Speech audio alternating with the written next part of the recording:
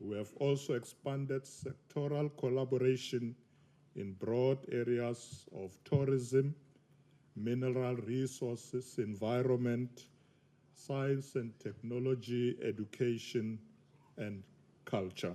Makamu wa rais wa China Han Zheng alihudhuria jukwaa hilo ambalo liliandaliwa kwa pamoja na Baraza la China la kukuza biashara ya kimataifa CCPIT na idara ya biashara, viwanda na ushindani ya Afrika Kusini, huku zaidi ya washiriki 350 wakihudhuria. We've opened up a lot of agriculture products, avocados, stone fruit, to the Chinese market, but also we're looking to expand that. We're looking to expand into honeybush and cherries and amarula.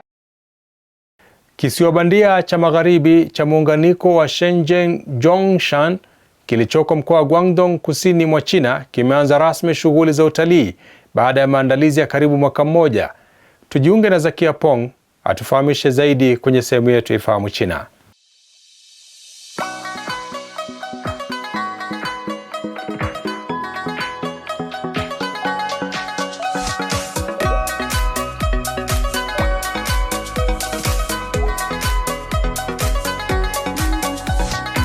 Mambo na karibu katika kipindi cha Ifahamu China. Mimi ni Zakia Peng.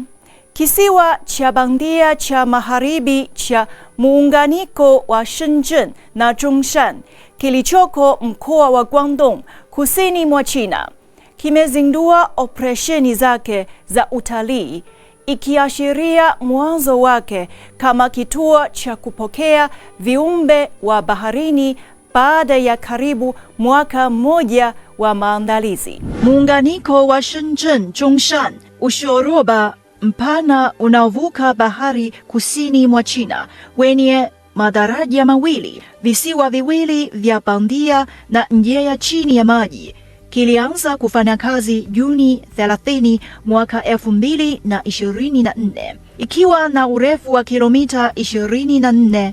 Muunganiko huo unaopunguza sana muda utakaochukuliwa kusafiri kati ya mji wa Zhongshan na kituo cha teknolojia cha Shenzhen kilichoko upande mwingine wa mto Pearl mkoani Guangdong, kutoka saa 2 hadi karibu dakika 30 tu, ikichukua kilomita za mraba 1.37. Kisiwa bandia cha magharibi kinaunda makutano muhimu ambako mpito wa muunganiko unajigawa kati ya daraja na njia ya chini ya maji.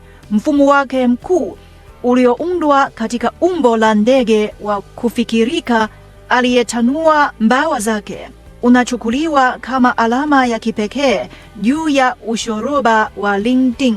Kuanzia sehemu ya katikati, wageni wanaweza kutazama bahari na anga. Upande wa magharibi, daraja la Shenzhen Zhongshan linajipinda vizuri baharini, huku magari yakipita kwa utulivu kati ya njia ya chini ya maji na sehemu zilizoinuliwa. Kwa upande wa mashariki, anga ya Qinghai mjini Shenzhen na ndege zinazoruka kutoka uwanja wa ndege wa kimataifa wa Bao'an zinaonyesha ukubwa wa eneo la Ghuba Kuu.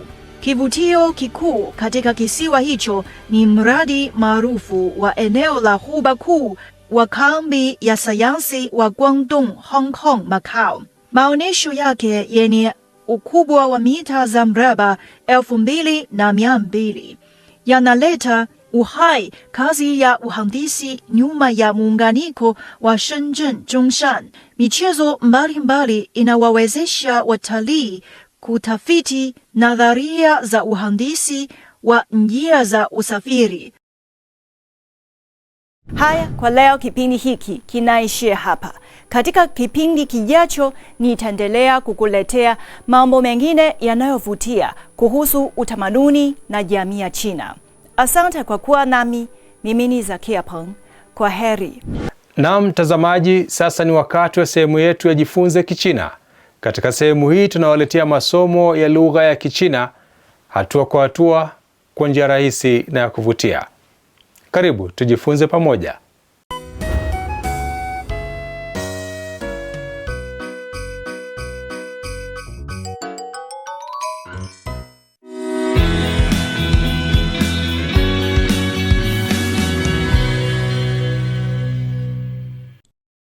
课，你好。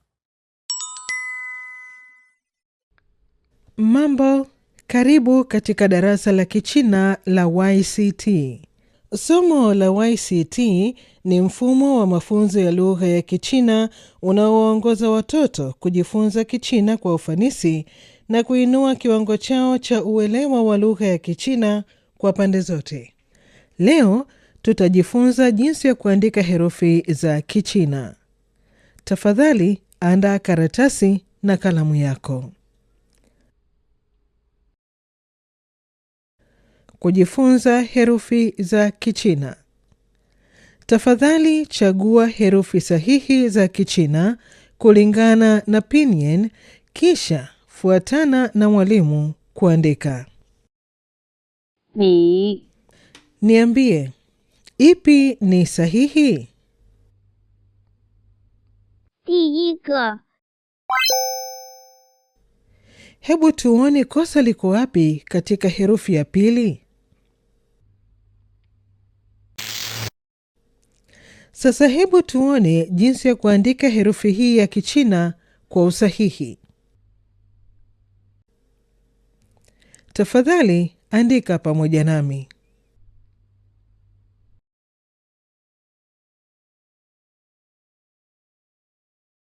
老 Niambie, ipi ni sahihi? 第二个 Hebu tuone kosa liko wapi kwa herufi ya kwanza.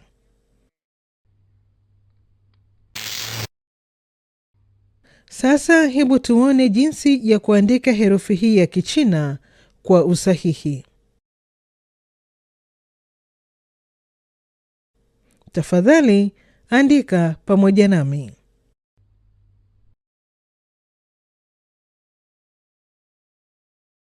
诗 Niambie, ipi ni sahihi? 第二个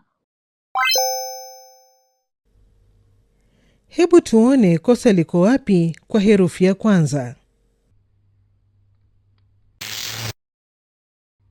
Sasa hebu tuone jinsi ya kuandika herufi hii ya Kichina kwa usahihi. Tafadhali andika pamoja nami.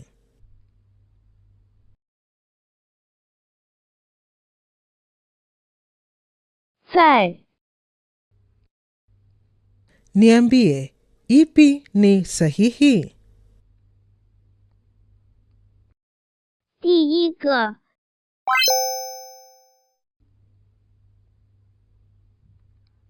Hebu tuone kosa liko wapi katika herufi ya pili. Sasa hebu tuone jinsi ya kuandika herufi hii ya Kichina kwa usahihi.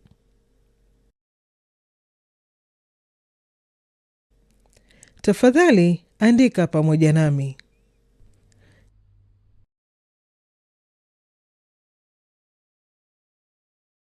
见 Niambie, ipi ni sahihi? 第二个 Hebu tuone kosa liko wapi kwa herufi ya kwanza.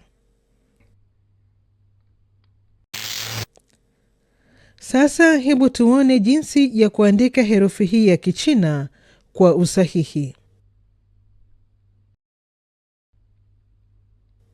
Tafadhali andika pamoja nami.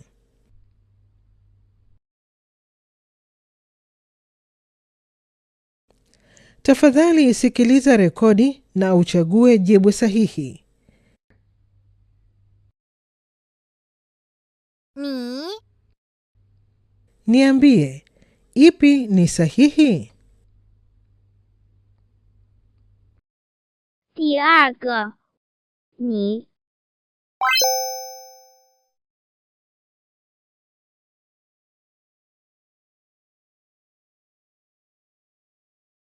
好，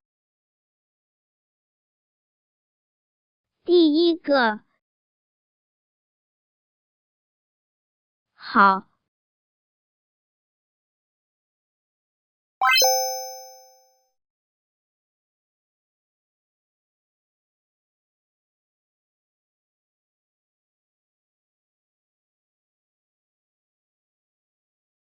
老师。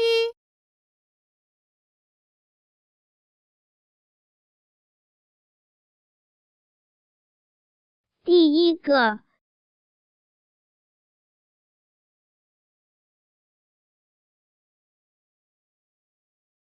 老师。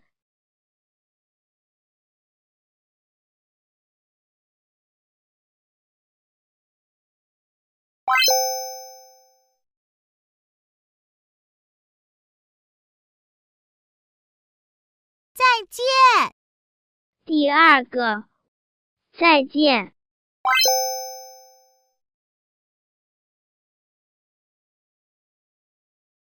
你好。第二个。第二个。